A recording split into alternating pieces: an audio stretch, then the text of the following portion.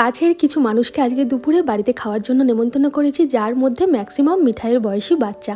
আর আমার মিঠাই যেমন চিকেন খেতে পছন্দ করে, তারাও চিকেন খেতে ভীষণ ভালোবাসে। আর সকাল সকালই যাতে চিকেনটা আমি নামাতে পারি, তাই আগের দিনই এটা এনে রেখে দিয়েছিলাম। আজকে সকালবেলা উঠে এক কড়াই চিকেন রান্না করেছি, একটু আলুও দিয়েছি। মিঠাইকে স্কুলে পাঠানোর পর আস্তে আস্তে আমি ফ্রাইড রাইস করবো একটু, আর বাকি রান্নাগুলোও সারবো। তো ওকে আমি চিকেন আর একটু শসা দিয়ে গরম গরম ভাত খেতে দিলাম। আর বাড়িতে চিকেন হলে মিঠাই কেন, মিঠাইয়ের মা বাবাও কিন্তু 2 থেকে 3 বার চিকেন খায়, ভাতের সাথে, রুটির সাথে, সব কিছুর সাথেই। তা মিঠাইও এসে আজকে ফ্রাইড রাইস আর চিকেন খাবে, তাই সারাদিনের খাবারটা একটু ব্যালেন্স করার জন্য দুপুরে খাবারটা মানে স্কুলের টিফিনটা শুধুই ফল দিয়ে সাজাচ্ছি। সবেদার খোসাটা ছাড়িয়ে সবেদা দিয়েছি 2খানা, আর এখানে আঙুরগুলো অনেকক্ষণ আমি ভিনিগার আর খাবার সোডা দিয়ে জলের মধ্যে ভিজিয়ে রাখার পর তারপর দিচ্ছি।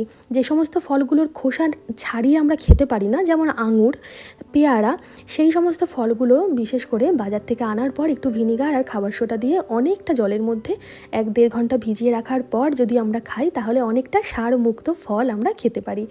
তো কিছুটা পেঁপেও দিয়েছি খোসা ছাড়িয়ে, খুব পাকা পেঁপে, মিষ্টি পেঁপে, আর সাথে দিচ্ছি একটু ফুটি খোসাটা ছাড়িয়ে। এই আঙুর ছাড়া 3টে ফলের মধ্যে একটা ফলও কিন্তু আমি খেতে পছন্দ করি না, এই সবেদা, পেঁপে, ফুটি।